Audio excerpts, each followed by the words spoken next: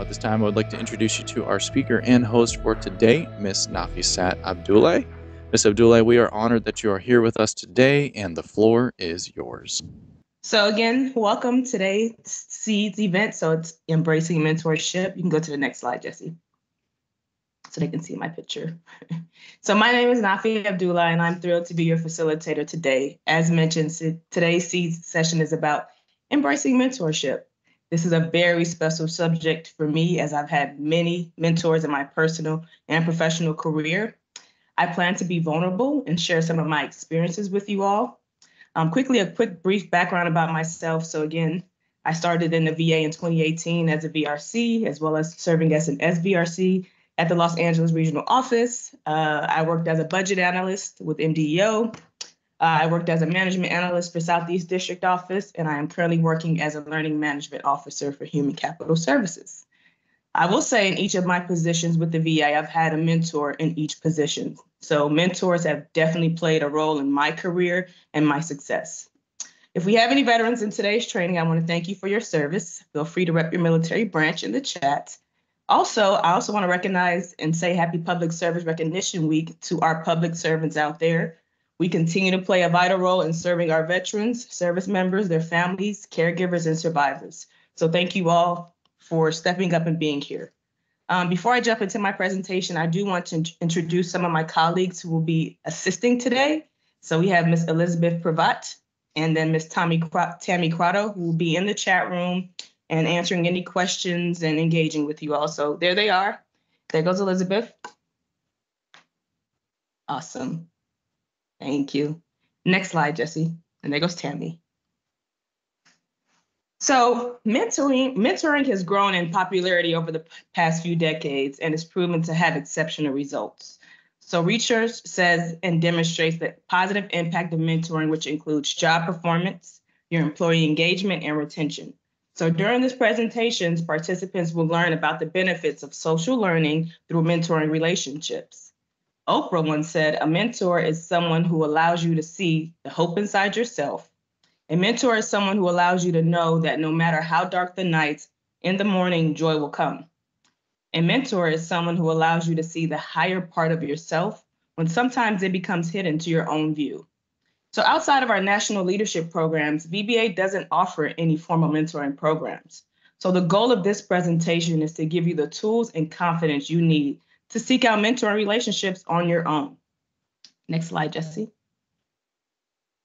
So let's go over the learning objectives for today. So upon successful completion, participants will be able to explain the benefits of finding a mentor at any stage of your career, discuss the different types of mentoring relationships, describe how to build a significant mentoring relationship with trust and respect, and lastly, discuss the importance of setting expectations and developmental goals for the mentoring relationship.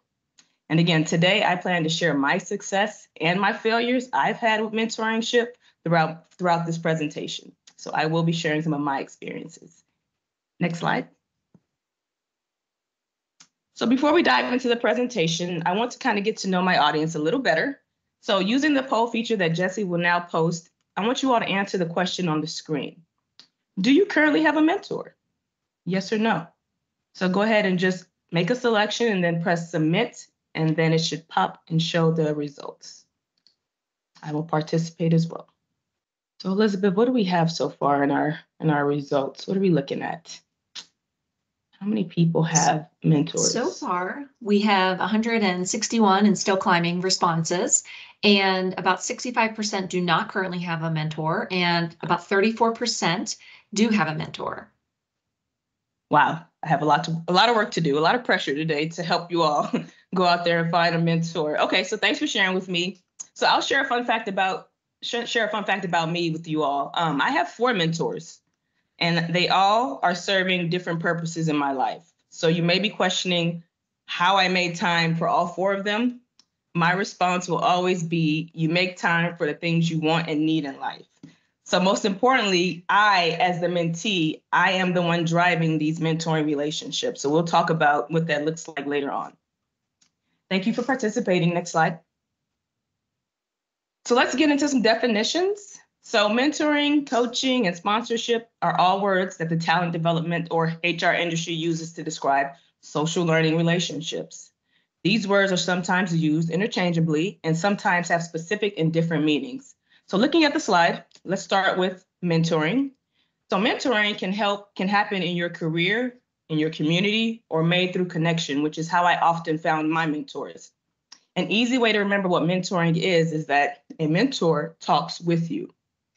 You all are talking together, you're meeting together, having meetings and talking with you through problems or successes or anything in your career. Next is coaching. So a coach is someone who can assist you with improving your skills or performance. You may have heard of executive coaching before, which entails more of self-discovery, skills improvement, and driving organizational success. But remember, coaches, they talk to you.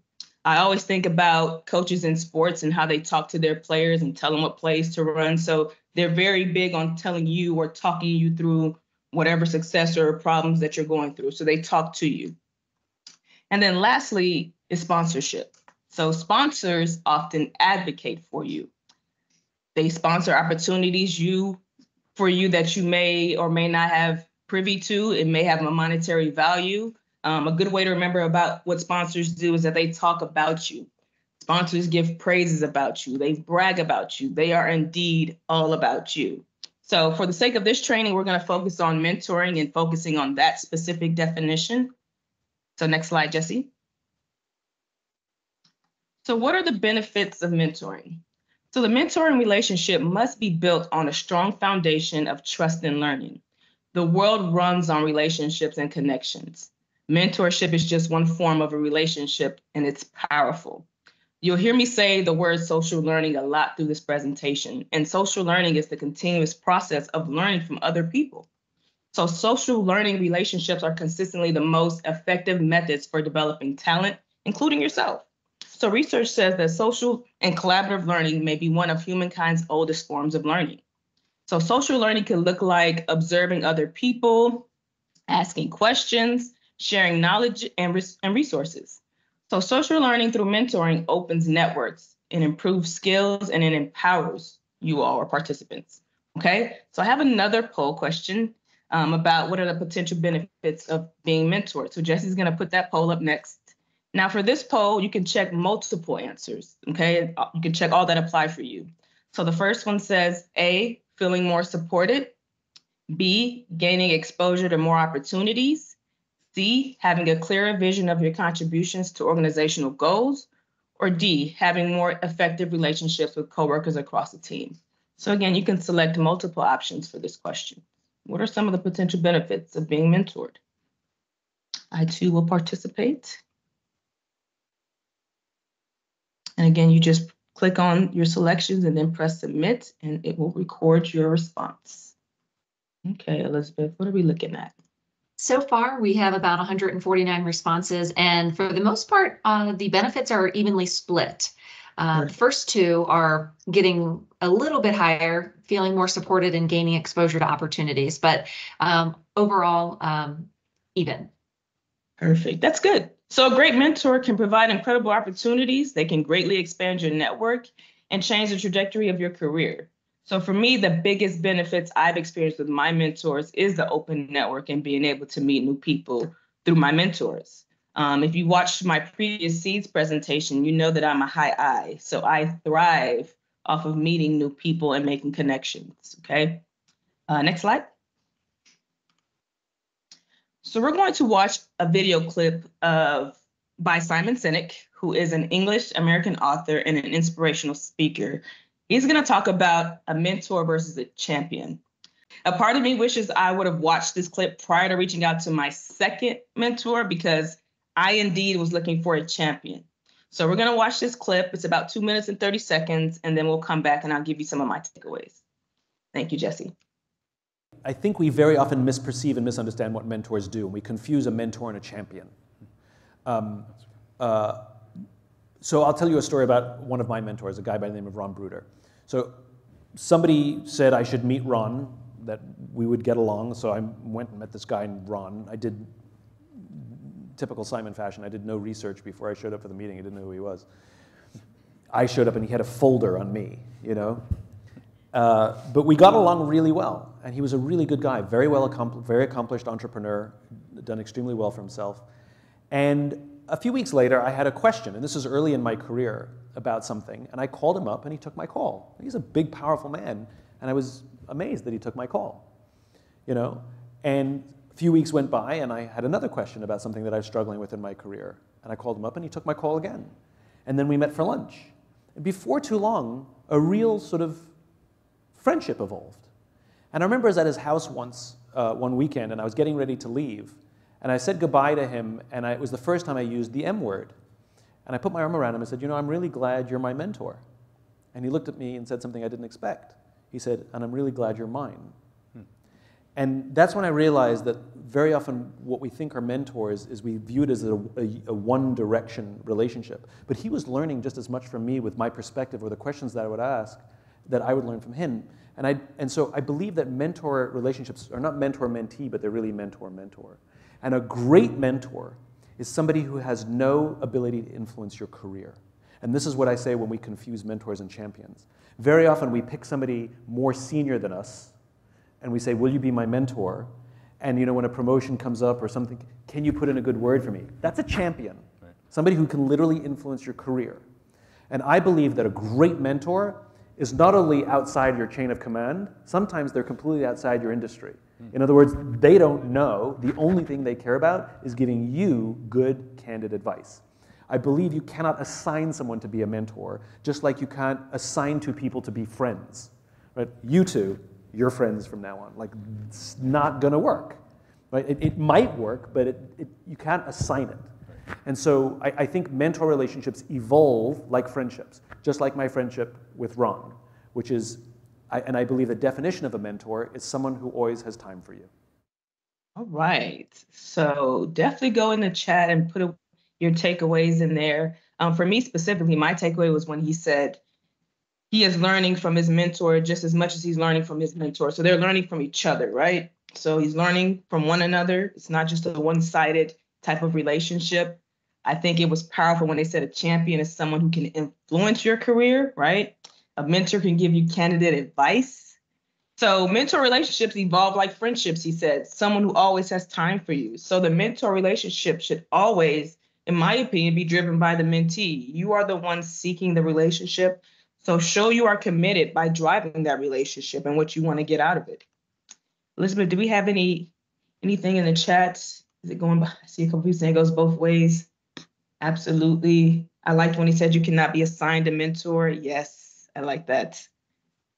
Yes, we've got a lot of reactions positive to the insights that Simon offered about it being a two-way street. We also had a comment earlier. Someone already had a kind of a revelatory moment when you first asked if someone had a mentor, they responded no to the poll, but then did some reflection and saw that they actually do have some peers who are fellow aspiring leaders, and upon further reflection thought, hey, maybe those are mentors. And I think that's a great point that I know you'll call out later, but a mentor does not have to be someone who's above you. It could very easily be your peer. So lots of great insight so far. Awesome. That's well said. Again, a mentor, like Elizabeth just said, does not need to be above you. Sometimes they're equal. I will share a fun fact real quick. Elizabeth is one of my mentors. So that's just food for thought. Again, it doesn't have to be somebody above you, but like she said, we'll get into that later on into the presentation. So for this slide, knowing your purpose. So before you think about finding a mentor, you first need to know the purpose behind the desired relationship. Know the why, the what, the when, and how before jumping into a mentoring relationship. Because finding a mentor who will guide you and ask great questions depends on the information that you are pursuing.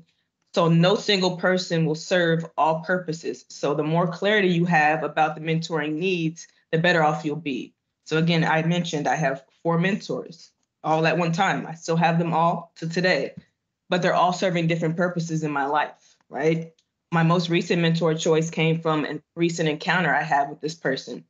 I didn't do any research on the person, but after having several conversations with this person, I just had to build up that courage to act. One thing that I can say I struggle with, and I'm still working through as one of my developmental goals, is that I struggle sometimes with managing expectations of other people or situations, and I easily get frustrated. So this is what I provided my mentor with when I asked for his mentorship to focus on. Those are the goals that I want to focus on, managing my expectations of people and situations.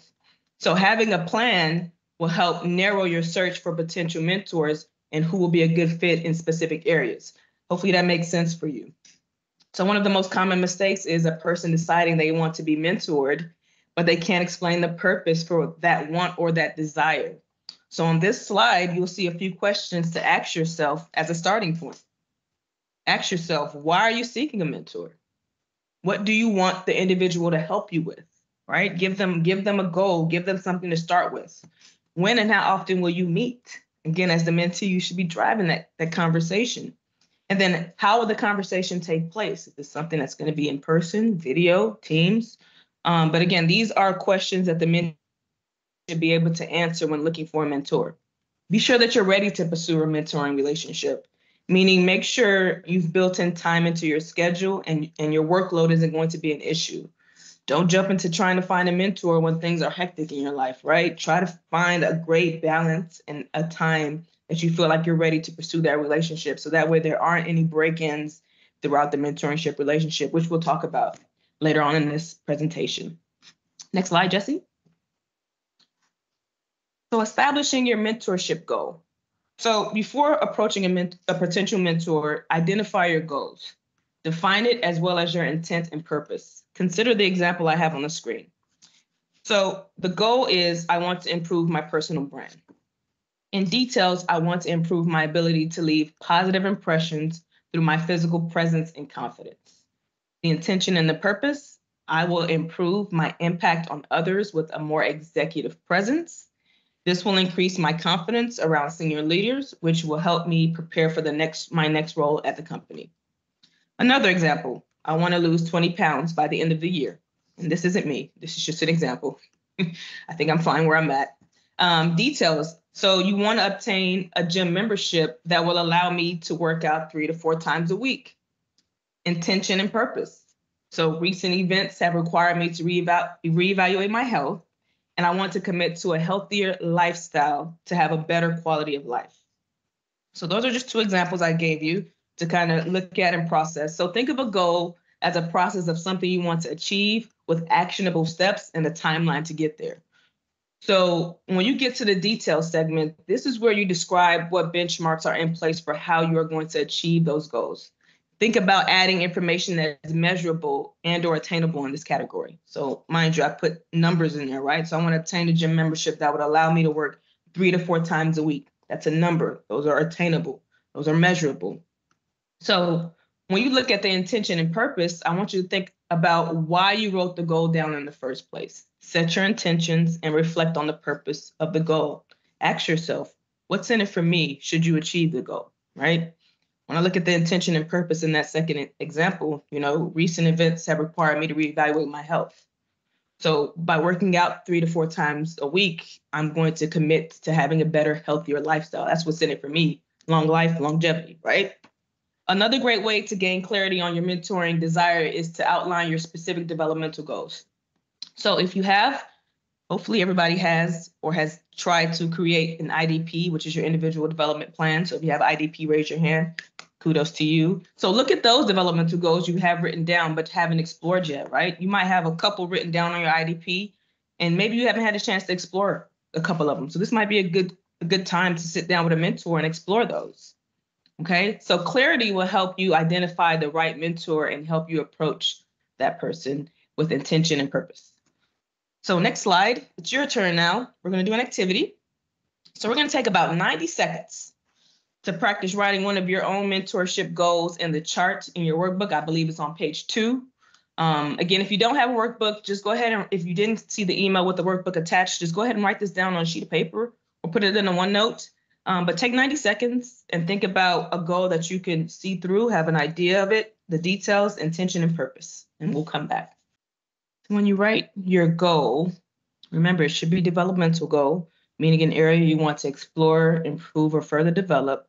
And again, this is just an activity for now, but keep practicing. I'm always available if anybody needs assistance with writing a goal or determining what's a good goal fit for you all. So hopefully you were able to jot down some notes. Again, this is just a practice exercise. And again, if you need assistance, we can always further explore. You can go to the next slide, Jesse. So once you know the purpose behind your desire for a mentor, your next step is to explore your resources to find a quality mentor. Mentoring relationships often come in two forms. So we'll talk about those two today, which is structured relationships and unstructured relationships. Now, keep in mind, you don't have to choose between structured and unstructured mentoring if both options are available to you. The 4 mentoring relationships I have were consisted of structured and unstructured relationships. Each one of those relationships were working in tandem to get me a great outcome. So should your potential mentor proposal be turned down by one of your candidates, I have great guidance later in the presentation about handling denial. I will say I didn't take denial well at first, but I got better over time, right? Because I'm an I, denial is like a conflict to me. So we'll talk about what it means to be denied mentor when you ask for a mentorship from somebody. We'll talk about that. Next slide. So let's start with structured mentoring relationships. So our organization has developed structured programs as shown on this slide. So the Office of Human Capital Services deploys 4 national leadership programs annually. Of those 4, 3 programs have formal mentoring factored into the program. So that's LEAD, LEAP, and ADDP. Other examples of structured mentoring may be internal to a business line or office. So for example, when I became supervisory VRC, I was assigned a mentor. That was my only structured mentoring relationship, which later turned into unstructured once I moved into a new role within the agency. So all mentors in our leadership programs have expectations as they work with their mentees. With our leadership programs, we solicit for mentors to participate and are willing to be open to the idea of social learning relationships. So in a structured mentoring program, identifying and developing a relationship with a mentor is generally easier because the organization has set out guidelines or contract agreements for how the program will work. They have checklists for conversations between the mentor and the mentee, and they have other helpful resources. So most mentors in structured programs are already familiar with the purpose of the mentoring program and may have been recent graduates in the program, which is the case for a lot of our leadership programs. You'll always see alumni members of these 3 leadership programs give back by being mentors to the next cohort. Okay, so like I said, when you think about structured mentoring within the VBA, we have our national leadership programs that are deployed through HCS, which is our LEAD, LEAP, and ADDP, where they're already factored into our program. Next slide, please. So the mentoring agreement template. So in your workbook on page 3, you'll see a sample mentoring agreement template, and then a blank version on page 4 for your review or use. Again, keep in mind, this is just an example. Again, most structured programs will already have their own mentoring agreements, like we do for our national leadership programs in LEAD, LEAP, and ADDP. You can always create your own too, or find templates online. That's how I got this one. I found it online, had the basic requirements. So most of the basic elements on a mentoring agreement will have your name, what your expectations are. They will have a statement about confidentiality based on a conversation you have with your mentor. And lastly, there'll be a time frame for how long you want the relationship to last. But if you're anything like me, you never want the relationships to end. So you just change the relationship from mentoring to check-ins, right? That's how you get out of that situation instead of ending that relationship. But we'll talk about ending relationships later on. So once I felt like my goals were being met, I, as the mentee, navigated the mentoring to check-ins. But one thing I did is make sure I wasn't wasting the other person's time. I will say I've never had to end a mentoring relationship, so I am still speaking with all 4 of my mentors. Some weekly, others we do check-ins. While I just made that statement, I just realized I don't know that all my mentors know that I have other mentors. So if you are my mentor, you're in this training, hi, and yes, I have 4 of you. I just thought about that. I don't think that they know about each other. So hopefully I have 4 at the end of this training. Next slide. I just thought about that. Okay, unstructured.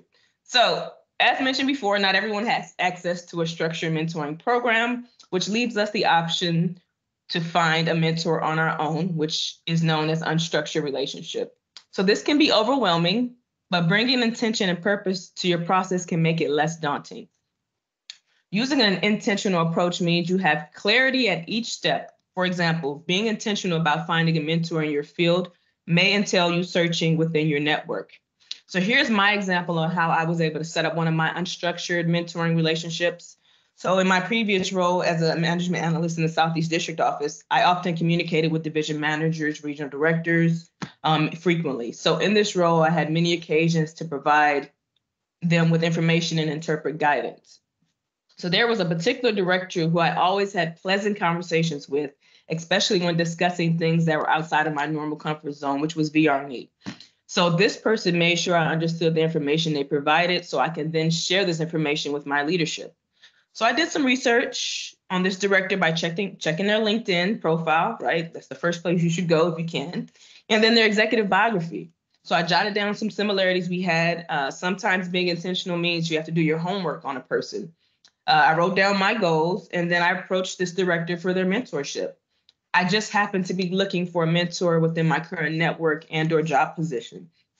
So I say all that to say that sometimes your mentor is right in front of you.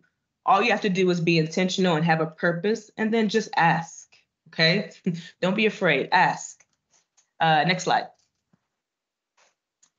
So let's do a knowledge check, making sure that you guys are still with me here. So first question, so you're going to use the chat feature, so just go ahead and just put the correct letter in the chat. What do mentors do? A, do they talk about you? B, do they talk to you? Or C, do they talk with you? See if you guys are paying attention. Yeah, we got a lot of responses coming into the chat. Most Perfect. everyone is saying C. Excellent. Next slide, Jesse. If you put C, you are correct. Awesome. So a mentor talks with you. Okay, next slide. Next question. So true or false? Mentoring refers to a relationship built on mutual trust for the purpose of learning and growing as a professional. True or false?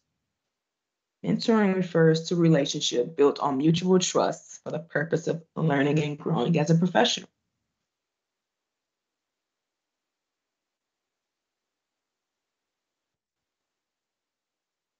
Right. See a lot of truths, so looks like they are paying attention. Excellent. Perfect. Next slide, Jesse. Perfect. True. Okay, next question. So when a mentor is identified for you, this is considered what type of mentoring relationship? Is it A, unstructured, or B, structured? When a mentor is identified for you, this is considered what type of mentoring relationship?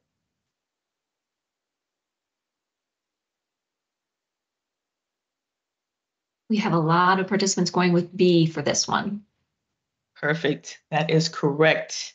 Structured. Remember, we talked about our national leadership programs. Those are structured.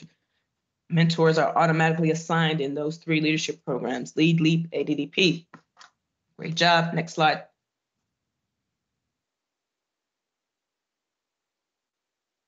Perfect. Next slide. And last question. Unstructured mentorship programs require you to find a mentor. True or false?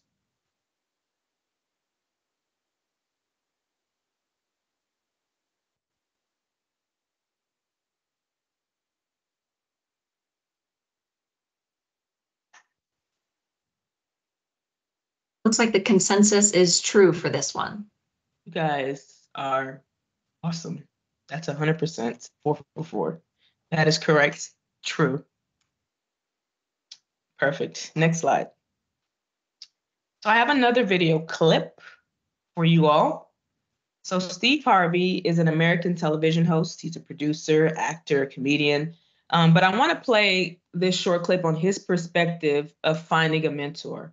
So we'll let that play, and then we'll come back, and again, I'll give you my takeaways from it. I'm often presented with the challenge by a lot of people of how do professional people or comedians or whatever you're in find mentorship in the specific field that you're in. I think what a lot of people don't realize is that people who are successful, really, they don't mind sharing the principles. The mistake that most people make when they go after people is they go after them for something. But if you go after a person for advice, most successful people don't have a problem sharing the principles of success. Most people that I know that are successful don't have a problem with teaching you how to fish. Now, if you're over there looking for a fish sandwich, you got a problem.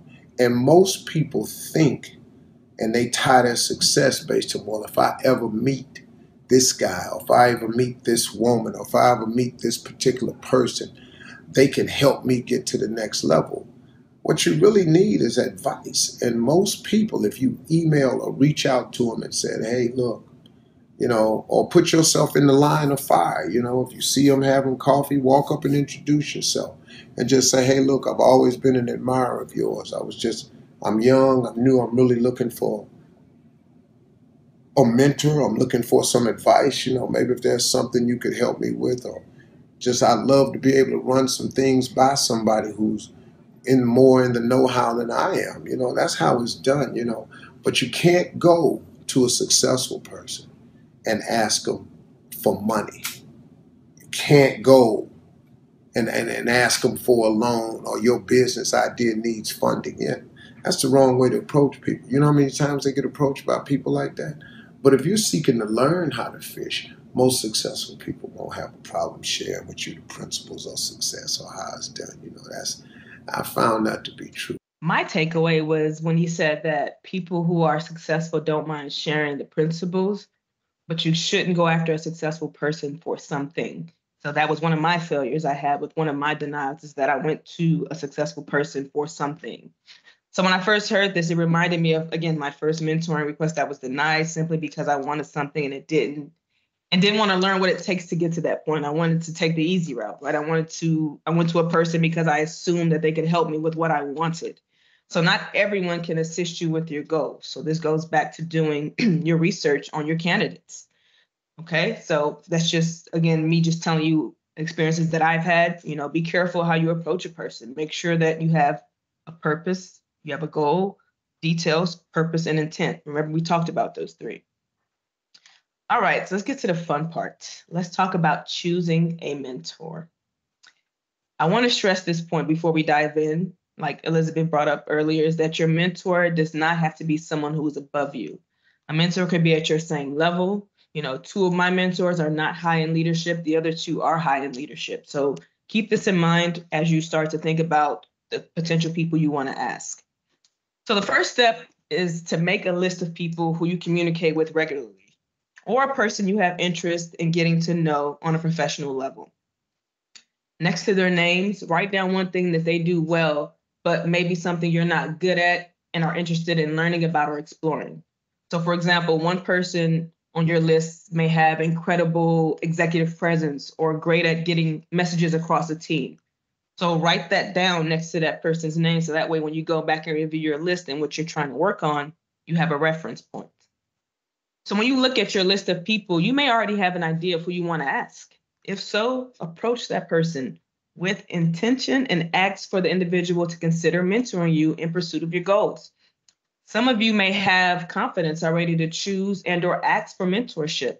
If this applies to you, make the selection. Skip the rest of the steps. Go straight down. Make that selection. But if you feel like you don't have the confidence, I encourage you to leverage your network. It may be easier to approach an individual you are already familiar with that's in your network. Think back to my example in my previous role and how I leveraged my current network of division managers and regional office directors to consider for mentorship. After reviewing your list, you may not see a strong mentor connection. So the next step is to ask for help from someone on your list. You may ask one or more people for assistance. Explain your specific vision for success, your goals, and ask whether the person knows of any individuals that meet your specific criteria. Again, the world runs on connections. People know people. So if this person is not a good fit, they may know someone who may be a good fit for you. And then after receiving that help you need to find a mentor, it's time to make that introduction. Ensure you are directly and clearly asking for an introduction. Make sure you have your talking points to ensure you aren't wasting anyone's time. Remember, first impressions are everything. So make it count, okay? They'll remember you from your first encounter. I remember all my first encounters with my mentors and my requests and my ask. So make it count in the beginning. So again, just to recap those steps, make a list of people who are potential candidates for you. If you can make a selection off that list to ask, then make the selection. If you can't make a selection right away, leverage your network. Think about who you talk to on a regular basis. If you feel like the people on your list just don't meet your criteria of what you want, ask them for help. Ask them if they know of anybody else. And then lastly, make that introduction and make that first impression count. Smile, be who you are, be intentional, have clarity, be specific, So again, make that first impression. Next slide. All right, this is the scary part, right? Approaching a mentor. It's not. So asking someone to become your mentor can be scary or stressful, especially if they are of high caliber, right? If they're a director, someone of SES, you might be afraid. Again, I will be the first to admit I was terrified when I asked one of my mentors, simply because his profile picture on Teams didn't look welcoming at all. And it was the only thing I could picture when I was asking him to be my mentor. Okay, so that was my first impression, was his Teams picture, very serious, not smiling. Here I am in my picture, I'm smiling, right? So I was nervous. But don't be so hard on yourself. Remember, by asking a person to be your mentor, you are being vulnerable. You are asking a person you respect for their knowledge, their presence, and other attributes that they have. Most people are flattered when they are approached about being a mentor. It's truly a great feeling when someone sees you as a positive impact or a role model. A fun fact is that I have a mentee who I told I was going to be his mentor when he started with the VA. And he's probably on this call and he's probably saying to himself, like, he never asked me. I just told him I was going to be his mentor because I saw the potential in him. And I mean, I watched him grow and become a successful leader within the VA and the agency. So remember to ask, don't do what I do sometimes. This person, I was just able to grab his attention and say, hey, I want to mentor you. And he accepted it. So it wasn't in that case where he got to ask me. I just told him, like, hey, I want to mentor you. So be confident. When you have determined who you want to ask to be your mentor, again, be clear and concise. Have your intention and purpose outlined. Like I said, first impressions are everything. Ask for a meeting rather than sending a long email request. Think about how many emails a person receives daily, and they may not make it a priority, or it can easily be missed if you send them an email. Verbal conversations are easier to receive versus words in an email. Request a meeting and outline in that meeting, right? When you have a Teams meeting, outline the purpose of that meeting to allow the receiver to prepare and have their own talking points, right? You are not the only person that needs to prepare for the meeting. So here's the hard part. Accept denial. Don't take it personal, because if someone declines to be your mentor, they will likely explain why they cannot be your mentor, and oftentimes recommend people who share similar interests in what you expressed. Oftentimes, the people who choose not to become mentors might feel like their current workload or their personal duties limit their time and will possibly take attention away from you. So if someone politely refuses your request, remember, it's not personal rejection. I would challenge you to ask them if you could give a later date to submit your request again. Don't give up. This was something I had to do with one of my mentor requests because it was denied at the first time. However, I did reach back out a few times and it was still unsuccessful. At that time, I knew it was time to move on and look at other potential people for mentorship. I say this to say, keep your options open. There are plenty of people out there who would be flattered to become your mentor. Next slide. So structuring the mentorship. So take time to structure your mentoring relationship by establishing parameters and setting goals. The mentee should establish the frequency of meetings. In those meetings, the relationship will naturally begin to evolve. See what works for both schedules in order to establish that foundational element. Allow enough time in between to apply suggestions from conversations from your mentor. This will allow the mentee to drive that next conversation and discuss the progress and or provide feedback. Plan regular check-ins with your mentors regarding the relationship. Every few conversations should include time to set aside to discuss the questions that you see that are on the screen. Are we meeting enough or too frequently? Do we have enough time scheduled? Is it too long or can it be cut short? Is the format of the meeting contributing to the success of the mentor relationship, or should there be a different method? Are you guys meeting in person currently? Is it only via Teams? Could you switch? Do you have that capability? Do you have that capacity? What should we change about the structure, the flow, or the agenda of the meetings? So keep evaluating your mentoring meetings. You should be evaluating it at each meeting as the mentee. So throughout your mentoring relationship, your comfort level should grow. You should start feeling more at ease with being authentic and more relaxed about talking about your highs and lows with your mentor. Next slide. So developing a strong relationship requires the mentoring relationship to be driven. Again, I will stress this as much as possible by the mentee. You are the person that is seeking that relationship. So it goes a long way when you are the one that is putting the most effort in the relationship, okay? There are several key elements to develop a strong relationship between the mentor and the mentee. This is similar to any other relationship you have both in your personal or professional life, right? So the first one is the professional authenticity, showing up, right? As the mentee, you should be comfortable sharing your true authentic self. You should build your mentoring relationships on honesty and open communication. By you being authentic, it will ultimately encourage your mentor to also be authentic, which leads to that trust and that respect, which is what we want. So showing up as your authentic self doesn't mean you should share everything. You don't want to make your mentor feel uncomfortable. Make sure the conversation topics are appropriate and they're relevant. Next is the mutual trust and respect. So mentoring only works if it's rooted in deep mutual trust and respect, which you can't achieve if you aren't being your authentic self. So you want to intentionally build mutual trust and respect, be trustworthy through your actions. Mentoring agreements, we're going to talk about that a little later, but that's a great tool for discussing authenticity, trust boundaries, your expectations with your mentor. We'll look at a sample that I have, and I think there's 2 samples that you'll see in your workbook. But being able to communicate with respect will build trust within the mentor and the mentee relationship. And then lastly, but most importantly, is expectation and boundaries. Setting expectations and boundaries is probably the most important to a successful mentoring relationship. Set those ground rules on conversations and topics that are off limits. Mentors are not therapists, so don't put them in positions to provide you with counsel.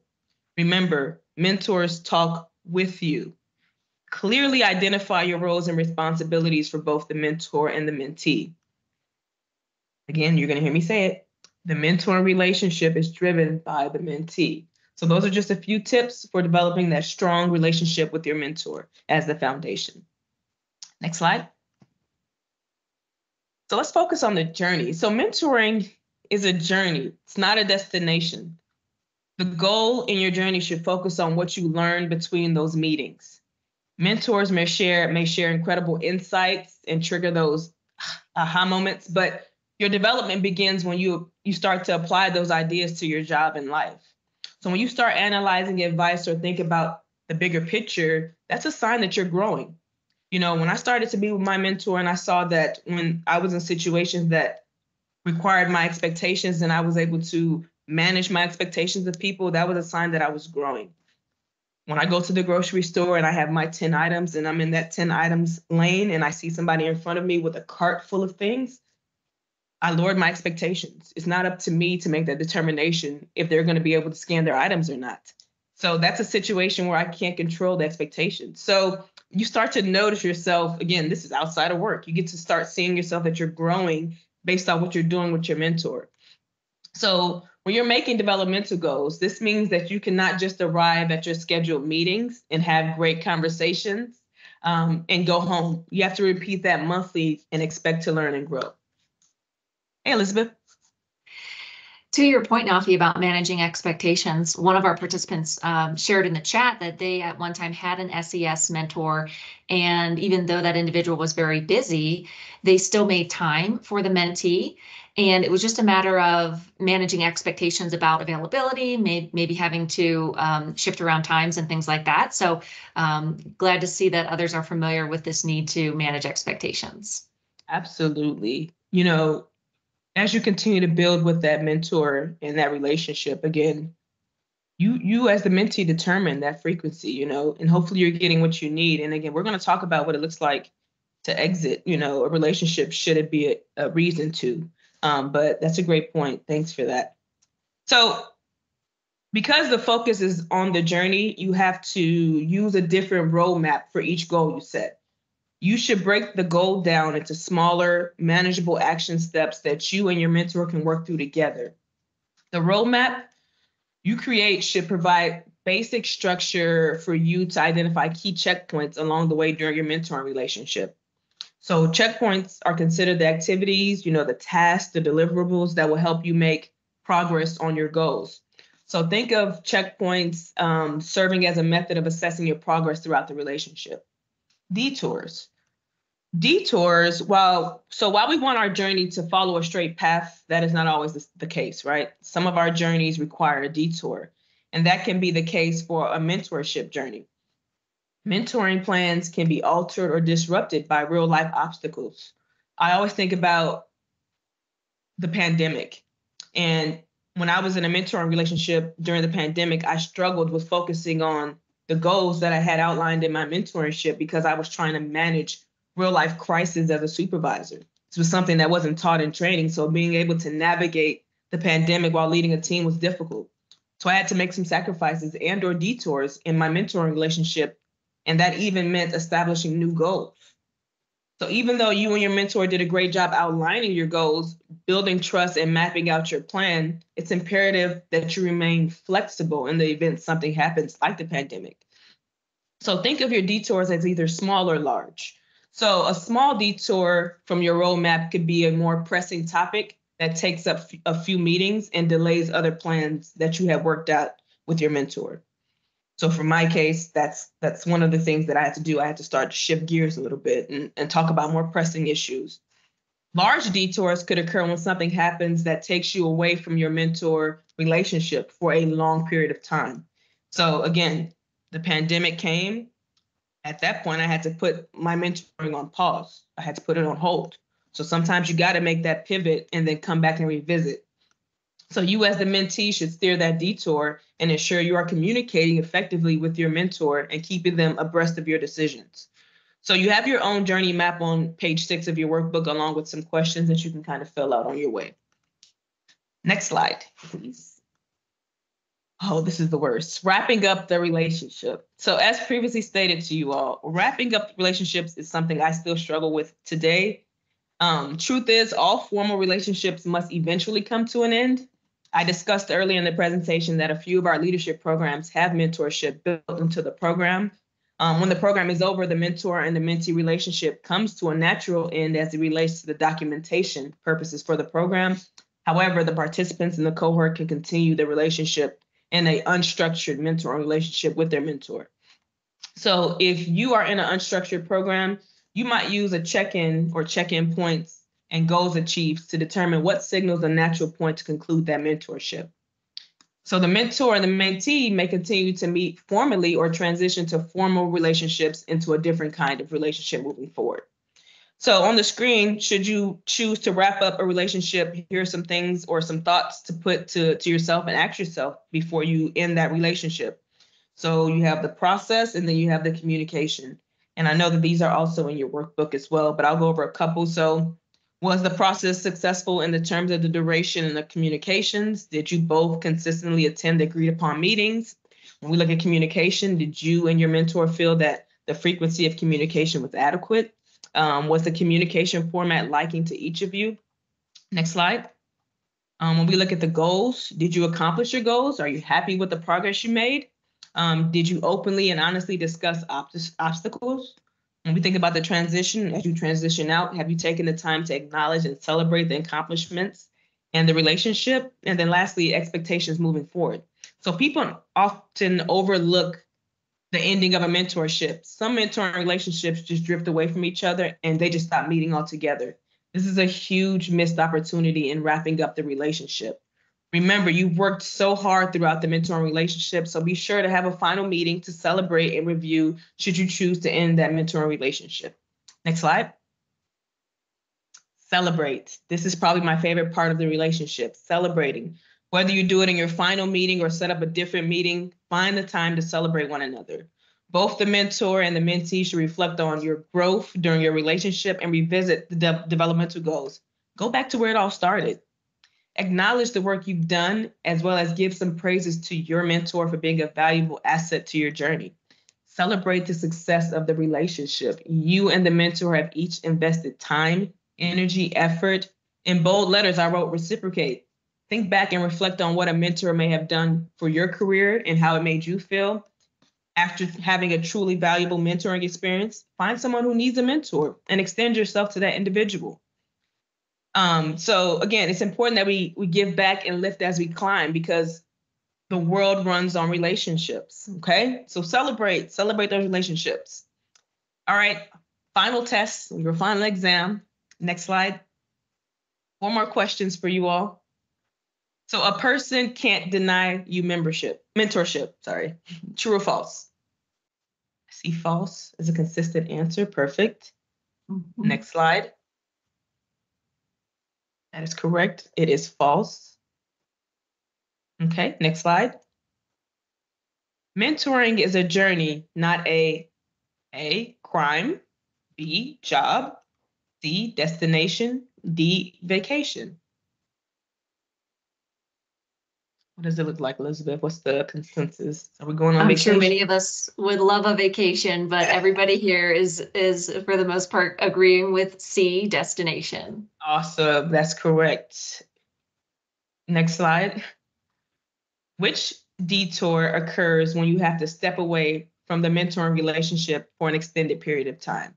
Is that A, a small detour, or is that B, large detour?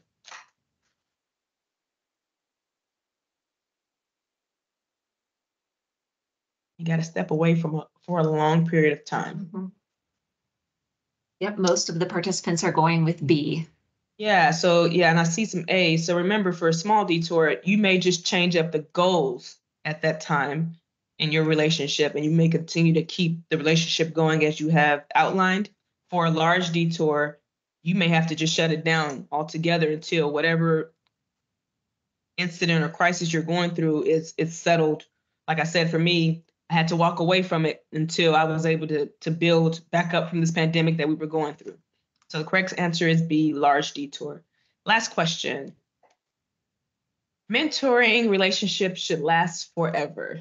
True or false? You know, this is really a true or false. This could be either or, to be honest. I agree with you, Nafi.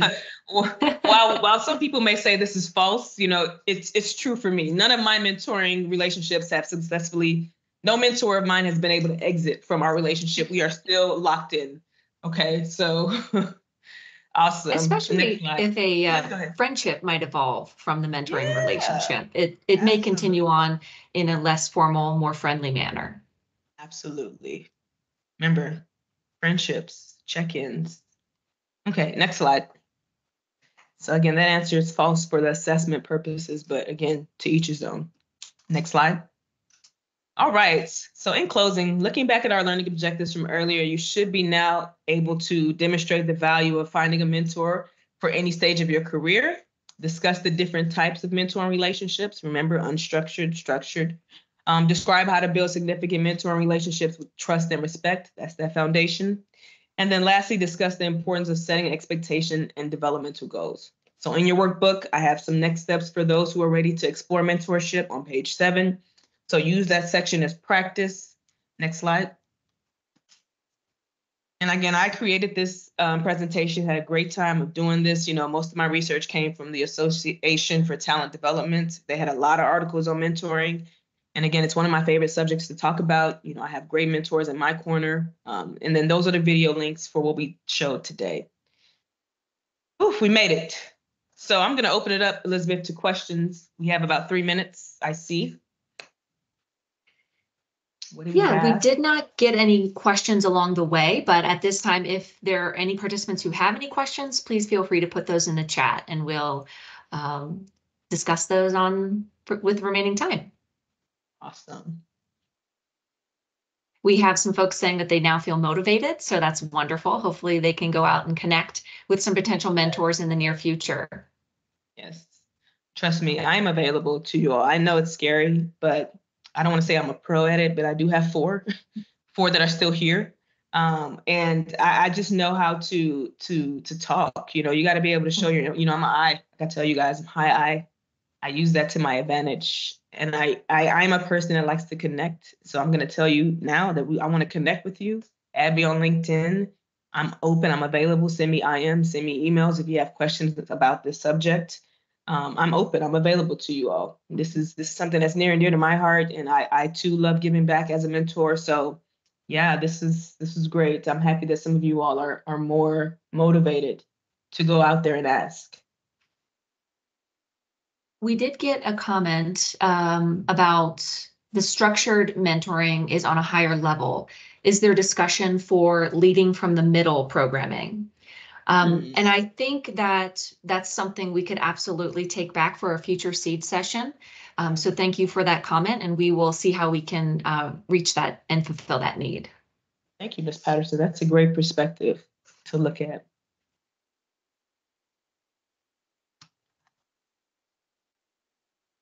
All right, a lot of positive feedback in the chat. Appreciate everybody's time today, and I'll place the evaluation link in the chat. We would love to have your feedback.